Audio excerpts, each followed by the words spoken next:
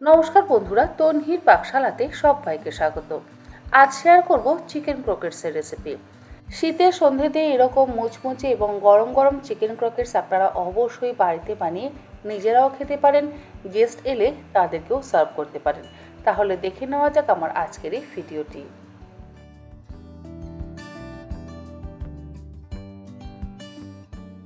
Chicken croquette বানাবার জন্য নিয়েছি এখানে দুটো সেদ্ধ আলু দুটো আমি খোসা সমেত সেদ্ধ করে নিয়েছি। এবারে গ্রেটারের সাহায্যে গ্রেট করে নিচ্ছি। গ্রেটারের সাহায্যে যদি গ্রেট করা হয় তাহলে আলুর কোনো বড় টুকরো কিন্তু থাকে না। সেদ্ধ আলু গ্রেট করে নেওয়া হয়ে যাওয়ার পর এরই মধ্যে দিয়ে দিচ্ছি 200 গ্রাম পরিমাণে শ্রেডেড চিকেন, 200 গ্রাম বোনলেস চিকেনের ব্রেস্টের পিস, হাফ কাপ পরিমাণে জল, হাফ চা চামচ পরিমাণে গোলমরিচের গুঁড়ো, হাফ চা চামচ লবণ আর 1 চা চামচ পরিমাণে আদা রসুন বাটা দিয়ে সেদ্ধ করে নিয়েছি। এর মধ্যে দিয়ে দিলাম অর্ধেক ছোট টুকরো করে কেটে নেওয়া ক্যাপসিকাম, একটা বড় সাইজের পেঁয়াজ যেটাকে ছোট টুকরো করে কেটে নেওয়া হয়েছে, একটা ছোট সাইজের গাজর ছোট ছোট টুকরো করে কেটে নিয়ে সেদ্ধ করে সেটা এই ডোয়ের মধ্যে ব্যবহার করব। আর দিচ্ছি 1 মুঠো ফ্রেশ কুচিয়ে নেওয়া ধনে পাতা, স্বাদ অনুসারে দিয়ে দিলাম লবণ, 1.5 চা চামচ পরিমাণে সামরিচের গুঁড়ো। কাঁচা লঙ্কার ব্যবহার আমি এর মধ্যে যেহেতু করিনি তাই জন্য সামরিচের গুঁড়োটা একটু বেশি পরিমাণে ব্যবহার করছি। 1 টেবিল চামচ পরিমাণে আদা রসুন বাটা, 1/4 কাপ পরিমাণে কর্নফ্লাওয়ার,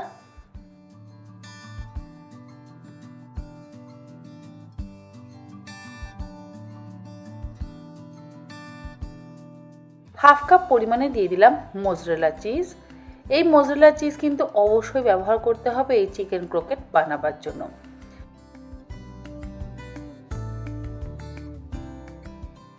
আর দিয়ে দিলাম একটা ডিম। এই সমস্ত কিছু একসাথে খুব ভালো করে মেখে নেব।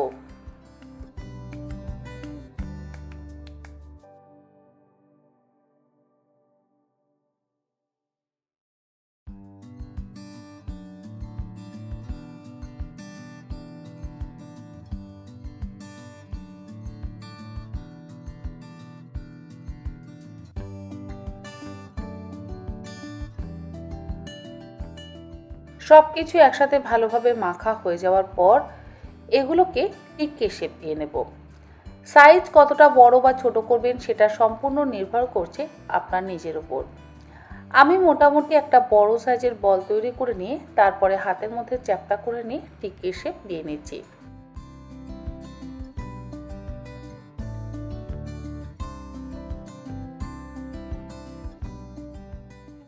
এইরকমভাবে আমি টিক্কি শেপ দিয়ে নিলাম আর বাকিগুলোকেও একই রকমভাবে টিক্কি শেপ দিয়ে নিচ্ছি।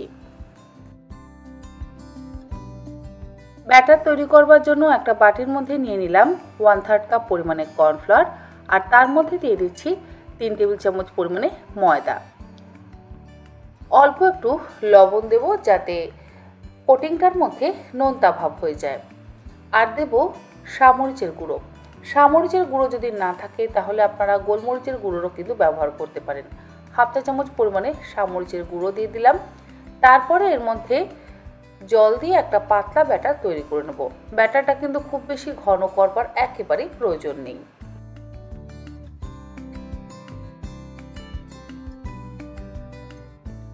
আর কোটিং এর জন্য এখানে ব্যবহার করছি ব্রেড ক্রাম্ব। একটা বাটির মধ্যে আলাদা করে ব্রেড ক্রাম্বটা ঢেলে নিলাম।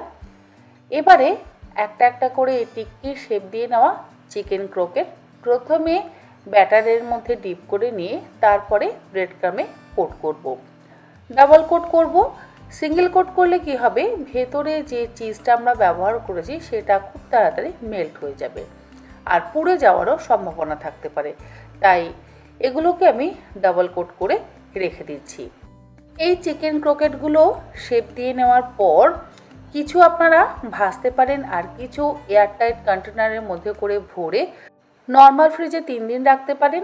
আর যদি বেশি দিন রাখতে চান তাহলে অবশ্যই ডিপ ফ্রিজে রাখবেন।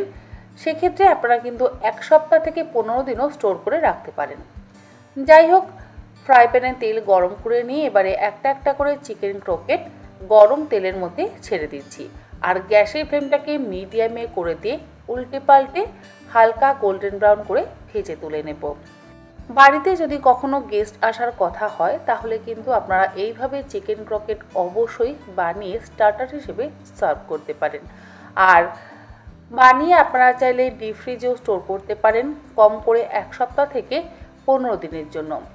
যাই হোক, একটা সাইড ভাজা হয়ে যাওয়ার পর অন্য সাইড উল্টে দিচ্ছি আর এই একই রকমভাবে বাকি চিকেন ক্রকেটগুলোকেও ভেজে নেব।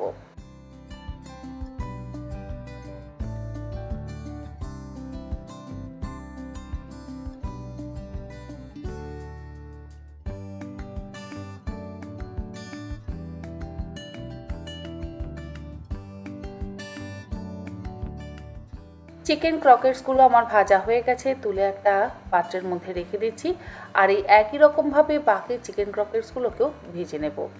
আশা করি আমার আজকের এই চিকেন ক্রকেটসের রেসিপি আপনাদের ভালো লাগলে অবশ্যই বাড়িতে বানিয়ে ফিডব্যাক দিতে একেবারে ভুলবেন না। আজ তাহলে এই পর্যন্ত, আবার হাজির হয়ে যাব অন্যদিন অন্য কোনো নতুন ধরনের রেসিপি নিয়ে। ভালো থাকবেন, সুস্থ থাকবেন, ধন্যবাদ।